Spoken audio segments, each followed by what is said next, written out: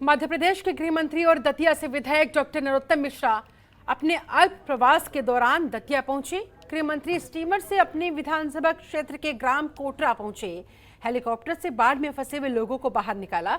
उसके बाद दतिया के हिनोतिया गांव पहुंचकर बाढ़ राहत शिविर में रह रहे लोगों से मुलाकात की, उनका हालचाल जाना, उनकी समस्याएं सुनी।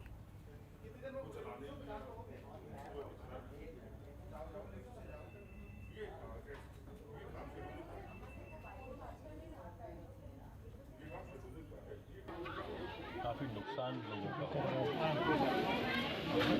खाने को कुछ नहीं बचा है, कच्चे मकान भी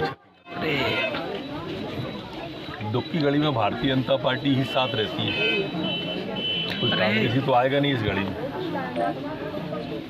दूसरा सवाल, अभी कोटरा गांव से 9 लोगों का रेस्क्यू किया है। मैं खुद गया था नाव से, हेलीकॉप्टर से आए। सुरक्षित है, 3 महिलाएं थी, 4 पुरुष थे। अभी कोई जान माल की हानि नहीं है, माल की काफ़ी हानि है।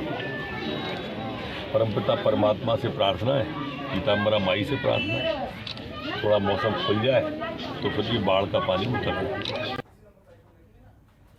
मध्य प्रदेश में हो रही लगातार बारिश की वजह से जनजीवन पूरी तरह से अस्त व्यस्त हो चुका है।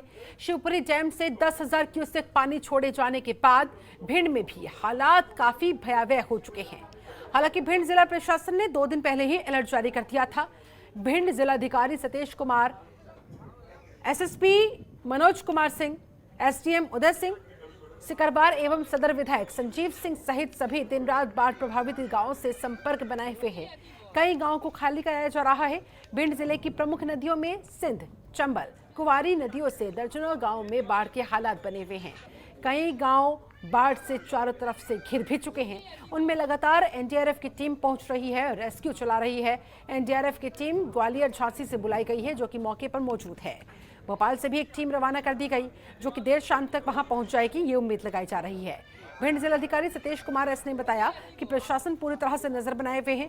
जिन गाँव में वोट की जरूरत है या फिर जहाँ पर बोट की आवश्यकता है, या जो भी राशन पानी दवाइयाँ जो भी जरूरी सामान है वो वहां पर मुहैया करवाया जा रहा है, पहुंचाया जा रहा है। शिवपुरी, अशोकनगर उस तरफ अत्यधिक वर्षा की वजह से मणिखेड़ा डैम के गेट खोल दिए गए हैं, जिसकी वजह से सिंध नदी का जलस्तर लगातार बढ़ रहा है। अब काफ़ी बढ़ चुका है और लगातार 2 दिन तक ऐसी चेतावनी कि और बढ़ेगा, जिससे जो हमारे टहनगुर गांव है या जो नीचे के कुछ घर हैं वो लगातार उसकी जद में पिछली बार भी आए थे तो 20-25 घर में नुकसान हुआ था और आज भी लगातार पानी बढ़ रहा है। उसी सब का जायजा लेने के लिए हम लोग सभी यहाँ पर आए हैं। प्रशासन पूरी मुस्तैदी के साथ सभी पहलुओं पर नज़र रखे हुए है। हालांकि बारिश लगातार होने के कारण हमको नेक्स्ट 2 दिन 3 दिन बहुत ही सतर्क रहने का ज़रूरी है। इसका जो सिंध नदी का जो आसपास का जो गांव है, ये मैगांव में भी कुछ गांव आता है, मैगांव ब्लॉक का, भिंड ब्लॉक का गांव आते हैं, लहार रोन ब्लॉक का भी गांव आते हैं। तो इन गांवों को सभी जगह में अलर्ट जारी किए हैं और जो अभी एसडीआरएफ का 2 टीम, एक लहार साइड में और एक बरौली साइड में अभी रेस्क्यू ऑपरेशन कर रहे हैं। और भी टीम्स हमने शासन लेवल से बात करके 2 और एसडीआरएफ का जो टीम है नाव सहित अभी रास्ता में है, भिंड पहुंचने वाला है, उसको भी हम अलग अलग जगह में डिप्लॉय करेंगे। वहीं मध्य प्रदेश में वैक्सीन की दूसरी डोज लगाने को लेकर विशेष अभियान शुरू किया गया। तीसरी लहर को लेकर सरकार का फोकस फिलहाल दूसरी डोज पर ज्यादा है। वैक्सीनेशन सेंटर्स पर दूसरी डोज के लिए अलग से सुविधाएं बनाई गई है, अलग से फैसिलिटीज लोगों को दी जा रही है। प्रदेश में लगभग 35 लाख लोगों की दूसरी डोज अभी पेंडिंग पड़ी हुई है। ऐसे 35 लाख लोग अभी भी ऐसे हैं जिन्हें दूसरी डोज लगनी बाकी है। केंद्र सरकार से मिल सकती है 1.5 करोड़ वैक्सीन की भी डोज, ये भी जानकारी सामने आ रही है। ये बड़ी खबर, प्रदेश में लगभग 35 लाख लोगों को दूसरी डोज अभी लगाई जानी है, जिनकी पेंडिंग पड़ी है। ऐसे में फिलहाल जानकारी ये भी कि 1.5 करोड़ वैक्सीन की डोजेस मध्य प्रदेश को मिलने वाली है केंद्र की तरफ से। नीरज श्रीवास्तव स्टेट हेड और ज्यादा जानकारी के साथ हमारे साथ जुड़ गए हैं, उनका रुख करते हैं। नीरज, तीसरी लहर को लेकर सरकार की तैयारियां देखने को मिल रही है, तेजी भी इनमें देखी जा रही है। ऐसे में जो 1.5 करोड़ वैक्सीन की डोज उपलब्ध कराए जाने की बात सामने आ रही है मध्य प्रदेश को केंद्र की तरफ से, कब तक ये डोज मिल जाएगी और कितनी तेजी से फिर वैक्सीनेशन का ये अभियान आगे चलाया जाएगा?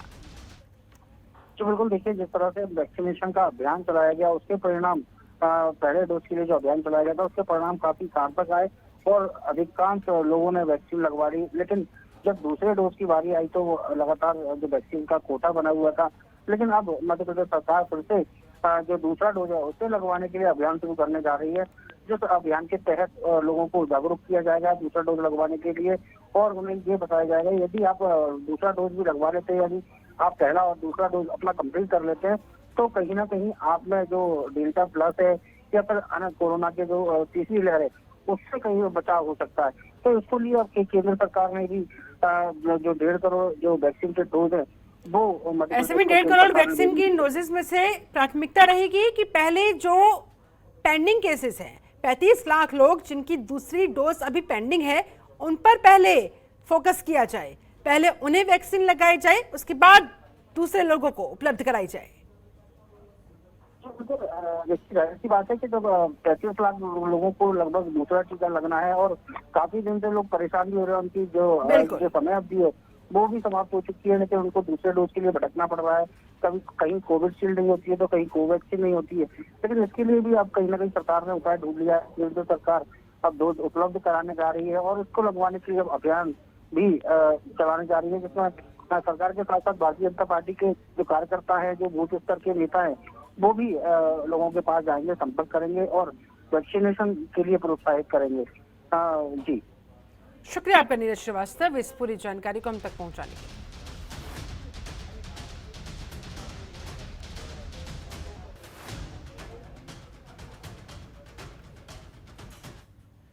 वहीं बुधनीनगर के वार्ड नंबर 10 में बने शमशान घाट में लोगों को खासी दिक्कतों का सामना करना पड़ रहा है। आपको बता दें कि नर्मदा नदी किनारे पर बने शमशान घाट में बुधनी के ही नहीं बल्कि भोपाल सहित आसपास के क्षेत्र के लोग अंतिम संस्कार करने पहुंचते हैं, लेकिन देखरेख के अभाव के चलते घाट पर लगा टीन शेड जर्जर हालात में है, जिसकी वजह से बारिश के मौसम में अंतिम संस्कार करने आए लोगों को दिक्कतों का सामना करना पड़ता है, जबकि नगर परिषद के द्वारा निर्माण कार्य जारी है जो अब भी अधूरा पड़ा हुआ है। तस्वीरें इसकी गवाह। इसे लेकर स्थानीय लोगों ने मांग भी की है कि शमशान घाट का निर्माण कार्य जल्द से जल्द पूरा होना चाहिए, जिससे कि बारिश के मौसम में लोगों को यहाँ पर समस्या का सामना ना करना पड़े, लोगों को तकलीफों का सामना ना करना पड़े। वो लोग जो अंतिम संस्कार के लिए यहाँ पर आते हैं, लेकिन ये देखिए जो टीन शेड्स है वो भी जर्जर हालत में है, इस वजह से पानी का रिसाव हो जाता है, इस वजह से अंतिम संस्कार में दिक्कतें पेश आती हैं।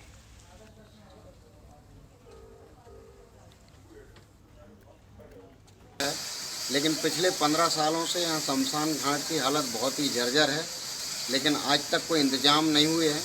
आज माना बुधनी वार्ड 14 के एक महिला का यहाँ पर हम अंतिम संस्कार करने के लिए आए, लेकिन गिरते पानी में यहाँ पर बहुत ही परेशानी हुई है।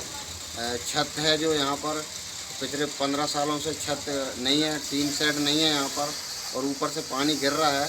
ऐसे में संस्कार कैसे करा जाए, ये एक बहुत बड़ी परेशानी। मैं माननीय मुख्यमंत्री जी से निवेदन करूंगा कि वे शीघ्र अतिशीघ्र यहाँ पर ध्यान दें। चलिए बढ़ते हैं खबरों में आगे।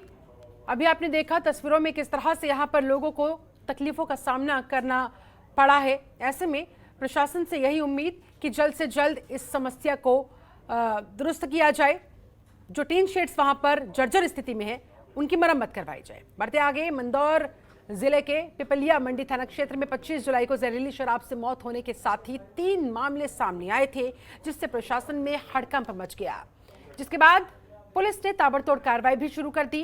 पुलिस जहरीली शराब के सोर्स को खोजने में लगी हुई थी, तो वहीं दूसरी तरफ जहरीली शराब से मरने वालों की संख्या एक के बाद एक बढ़ती जा रही थी। एक हफ्ते में 8 लोगों की मौत हो चुकी थी, चिंता की बात थी। इस मामले में प्रदेश सरकार ने एसआईटी टीम भी गठित की थी, जिसने मंदसौर की पिपलिया मंडी पहुंचकर घटना से संबंधित जांच पड़ताल की।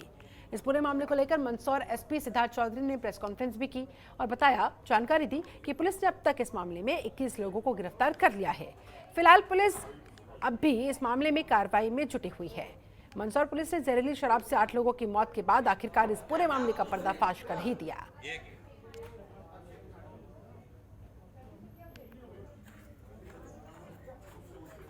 25 जुलाई को ये घटना प्रकाश में आई थी कि पिपलिया मंडी क्षेत्र के लोग द्वारा शराब के सेवन उपरांत कुछ लोग की मृत्यु हुई है और कुछ लोग गंभीर रूप से बीमार पड़े हैं, सूचना के आधार पर हमने तत्काल ही अपने जांच प्रारंभ किया तो ये पाया कि ग्राम खखरई के एक पिंटू नामक युवक द्वारा शराब बेचने की बात सामने आई। तत्काल ही हमने एफआईआर किया और 3 लोगों को नामजद बनाते हुए जब चेन पकड़ी तो ये बात सामने आई कि इसकी जो मुख्य रूप से कड़ी है वो राजस्थान का एक राजेंद्र सिंह है जो डाबरा गांव का रहने वाला है। उसने शराब बना के जितेंद्र सिंह जो सुजानपुरा पिपला मंडी का रहने वाला है उसको दी और जितेंद्र सिंह द्वारा शराब जो है उस इलाके में डिस्ट्रीब्यूट की गई। उधर मंदसौर जिले के शामगढ़ में चलती बाइक में अचानक आग लग गई, जहां इस दौरान बाइक पर सवार युवक ने बाइक को खड़ा कर अपनी जान बचा ली। गनीमत रही, उसे कुछ नहीं हुआ। देखिए तस्वीरें हादसे के समय की आपके सामने। आपको बता दें हादसा उस वक्त हुआ जब बाइक पर सवार युवक अपने घर जा रहा था, उसी दौरान बाइक में आग लग गई। फिलहाल इस हादसे में कोई भी जानमाल के नुकसान की बात सामने नहीं आई है और जो शख्स इस बाइक पर सवार था उसने भी समय रहते बाइक से कूदकर अपनी जान बचा ली। और ये देखिए बाइक किस तरह से फिर धू धू करके चलती नजर आई। महज कुछ ही देर में पूरी बाइक आग के गोले में तब्दील हो गई।